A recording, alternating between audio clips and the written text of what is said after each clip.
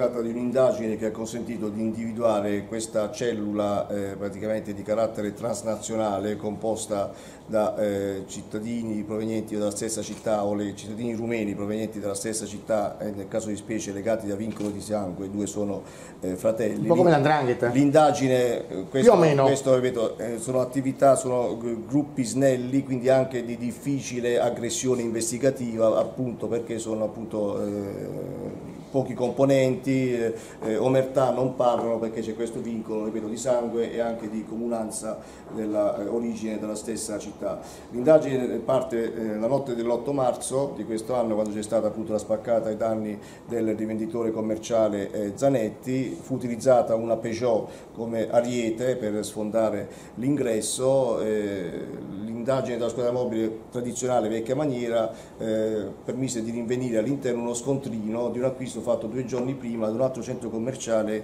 in provincia di Verona, a San Giovanni Lupatoto. Risalendo a quello scontrino, al centro commerciale, torce, erano state acquistate delle torce e del materiale che sicuramente era riconducibile al furto. Quindi un'indagine certosina, tradizionale, perché l'indagine è un mosaico dove tocca a noi mettere ogni tessera al suo posto, quindi si arrivano ad avere dei volti, dare anche dei nomi a questi volti, tanto che praticamente gli indizi erano talmente concordanti, gravi e precisi che la Procura della Repubblica emette il fermo di iniziato di delitto nei confronti di questi 3 cittadini rumeni per il furto Zanetti. È chiaro, abbiamo detto, si trattava di soggetti transfrontalieri che in Italia non avevano dimora, fin quando poi ieri pomeriggio hanno varcato il territorio nazionale e quindi ci siamo attivati agganciandoli lungo l'autostrada. La loro destinazione ieri sera era a Caule, dove si sono uniti agli altri 2 arrestati, anche loro sono 2 cittadini appunto romeni. A un certo punto lasciano, verosimilmente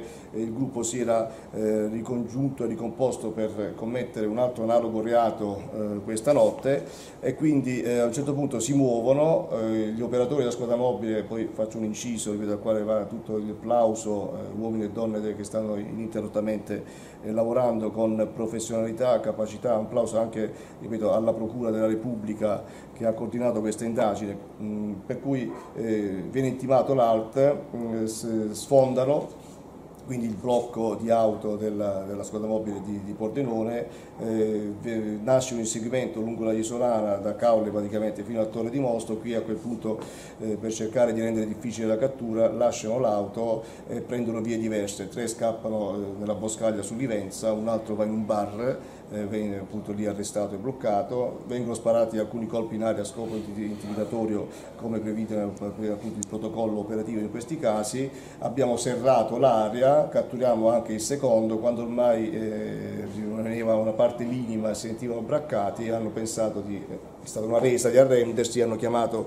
i carabinieri dicendo siamo quelli scappati alla polizia e per cui siamo qua, vogliamo costituirci. Sono usciti dalla macchia e li abbiamo arrestati anche gli altri 2. 2 a Venezia e 2 a Pordenone. Sì, perché dei 4 arrestati, tutti e 4 sono stati arrestati per violenza e resistenza pubblico ufficiale commesso nel territorio di giurisdizione della Procura della Repubblica qui di Pordenone. Invece i 2 fermi di iniziato delitto, materialmente Torre di Mosto, rientra nella giurisdizione della Procura della Repubblica di Venezia, per cui doppia convalida per 2 di questi e quindi le rispettive autorità giudiziarie. 2 li abbiamo accompagnati al carcere qui di Pordenone e 2 al carcere di Venezia Santa Maria Maggiore, anche per la convalida del fermo disposto dalla Procura qui di Pordenone.